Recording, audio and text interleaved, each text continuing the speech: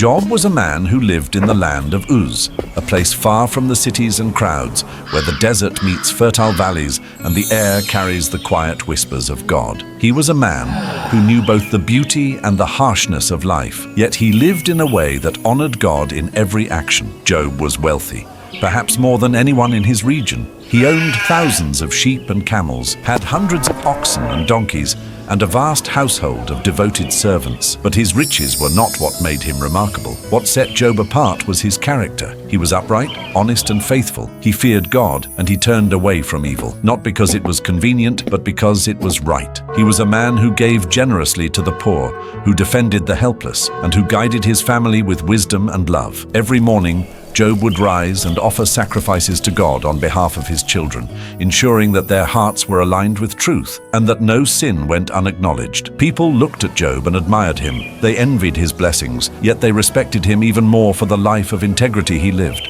Job was, in every sense, a man blessed by God, and his life seemed perfect in the eyes of men. But the world, as we know, is full of unseen forces and challenges that can test even the most faithful. One day, high above the earth, a council was called in heaven. The angels gathered before God, each one shining with glory, their faces radiant with awe. Among them was Satan, the accuser, whose role was to challenge the hearts of men and test their faith. God spoke to Satan, his voice full of authority and calm. "Have you considered my servant Job?" God asked. "There is no one on earth like him. He is blameless and upright, a man who fears God and shuns evil." Satan's eyes narrowed, and he spoke with a hint of cunning and doubt. "Does Job fear God for nothing?" he asked. "Have you not protected him, blessed him, and surrounded him with wealth and comfort? Remove all that, and I am certain he will curse you to your face." God looked at Satan and replied, "Very well. Everything he has is in your hands, but you must not harm him physically." And just like that, a test was set in motion, a test that would shake Job's world to its very foundation. Back on earth, Job continued his daily life, unaware of the trial that awaited him. But soon,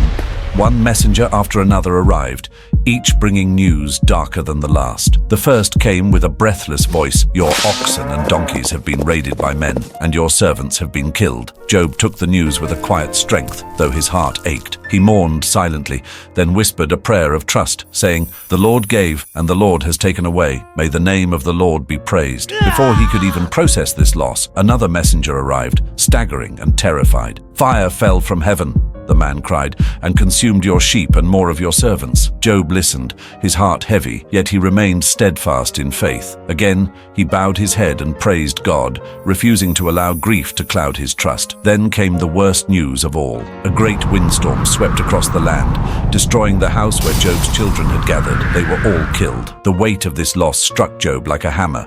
He fell to the ground, his face in the dust, tears streaming down his cheeks. And yet even in this deepest sorrow, he spoke words that would echo through eternity. "Naked I came from my mother's womb, and naked I will depart. The Lord gave, and the Lord has taken away. May the name of the Lord be praised." Job's words were not empty. They were a declaration of faith, a refusal to blame God, even when life seemed unbearably cruel. He mourned deeply, yet he never wavered in his integrity. His heart remained with God. People whispered in awe, "Can anyone survive such trials and remain faithful?" Meanwhile, in heaven, Satan watched, a subtle smile of accusation on his face. "I told you," he said, "remove all comfort, remove all blessing, and even the faithful will falter. Job may bow now, but he will break if he is left alone in suffering." God, however, remained calm. "His heart is in your hands, but his life is mine," he said. "We will see the depth of his faith." After the storms of tragedy swept through Job's life, he sat in silence. His once grand home was filled with emptiness. The laughter of his children was gone. The bleating of sheep and the lowing of oxen that had once signaled his prosperity were replaced by nothing but wind and quiet. Job's body ached from sorrow, his heart heavy with grief. And yet he did not curse God. He wept, he mourned, he poured out his soul in prayer and lament, speaking the words that every human heart knows when faced with incomprehensible loss. "I wish I had never been born," Job whispered to the silent land. "Why did I come into this world only to endure such pain?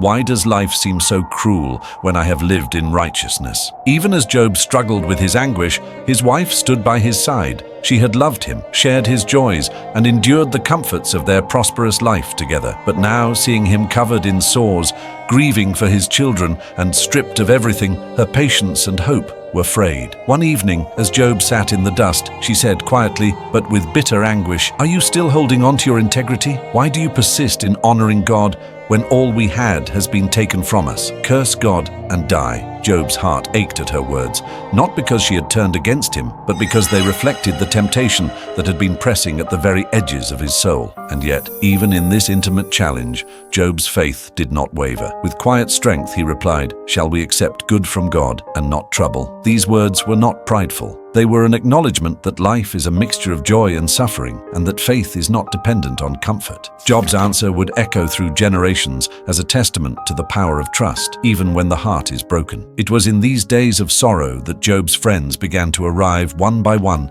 coming from distant lands. They had heard of the calamity that had fallen upon him and intended to offer comfort. First came Eliphaz, a man known for his wisdom and experience. He approached Job with a careful step, but even before speaking, the pain of Job was evident in his eyes, in the way he sat silent and covered in dust. Eliphaz began cautiously, "Job, I have seen such suffering in many lives, and I want to comfort you. Perhaps there is a reason for this pain. Perhaps God is testing you, or perhaps there is something you have done unknowingly that has brought this upon you." Job looked at him, his face drawn with sorrow. "I have done nothing to deserve this," he said quietly. "I have walked faithfully with God all my days. I have not turned from him, yet here I sit, stripped of everything." As Eliphaz spoke, more friends arrived. Bildad and Zophar, each carrying their own interpretations and arguments about why Job's suffering must have a cause. Their hearts were good, but their words cut deeper than Job's wounds. They insisted, in their own ways, that God would not allow an innocent man to suffer without reason, and that Job must have sinned in secret. Bildad said sternly, "Consider the generations before you. God does not reject the upright. If you are suffering, it is because there is some hidden sin. Repent, Job, and God may restore your fortunes." Zophar, more harsh, said, "Do not waste your breath with complaints. You deserve even more than what has come upon you. Confess your wrongs, and perhaps God's favor will return." Job listened, his heart heavy, but he did not curse them. Instead, he spoke with honesty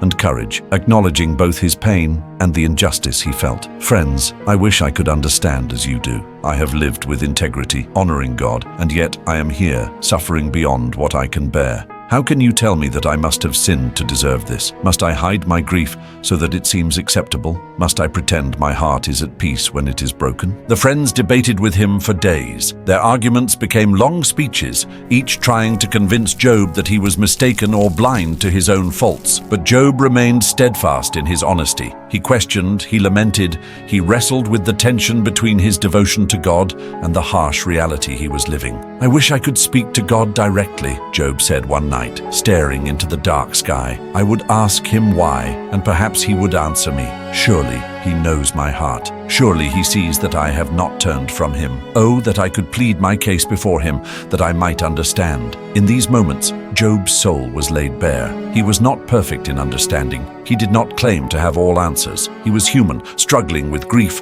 confusion, and despair. And then, one day, the atmosphere shifted. The sky darkened, clouds swirled like a living storm, and the wind began to howl across the land of Uz. From that whirlwind, God spoke, not as humans speak, not in soft whispers, but with the power and majesty of creation itself. "Who is this that questions my wisdom with ignorant words?" God thundered. "Gird up your loins like a man. I will question you, and you shall answer me." Job trembled. He had spoken boldly to his friends, to God in prayer, but this was unlike anything he had ever heard. The ground shook beneath him, the sky burned with lightning, and the voice of the Almighty filled every corner of his being. "Where were you when I laid the foundations of the earth?" God continued. "Tell me, if you understand, who determined its measurements, who stretched the line upon it, on what were its bases sunk, or who laid its cornerstone, when the morning stars sang together, and all the angels shouted for joy?" Job, humbled and terrified, could only bow in silence. He realized in that moment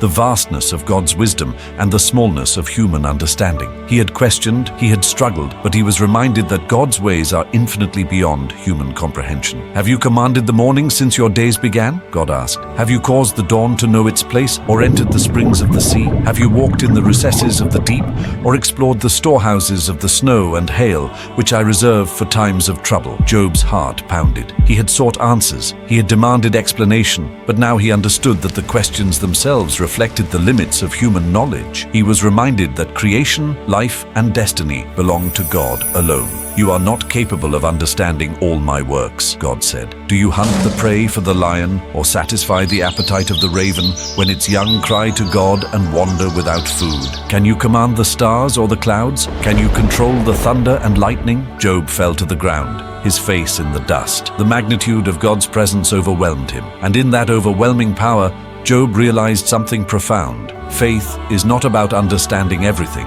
It is about trusting the one who does. "I spoke of things I did not understand," Job said at last, his voice trembling. "Things too wonderful for me to know. Therefore I despise myself and repent in dust and ashes." Even in his humility, Job's heart was still alive with reverence and awe. He recognized that God had not abandoned him. Rather, God had been guiding him through trials far beyond human perception. He had been shaping his faith, teaching patience, endurance, and trust, preparing him for a deeper understanding of divine wisdom. Then God said to Eliphaz, Bildad, and Zophar, the friends who had spoken so harshly, "You have not spoken the truth about me, as my servant Job has. Take 7 bulls and 7 rams and offer a burnt sacrifice. My servant Job will pray for you, and I will accept his prayer. I will not deal with you according to your folly, because you have not spoken rightly about me, as my servant Job has." The friends obeyed. Job prayed for them, and God accepted his prayer. And then the restoration began. God blessed Job, not just returning what he had lost, but doubling it. His flocks grew larger than ever before. His herds multiplied. His wealth increased beyond measure. And God gave Job new children, 7 sons and 3 daughters, each radiant in beauty and virtue. Job lived a long life after his trials. He saw his children grow, his wealth prosper, and his family flourish. And Job died old and full of days, satisfied that God had remained faithful through all his suffering. The story of Job is not only about suffering, it is about endurance, faith, and the mystery of God's wisdom.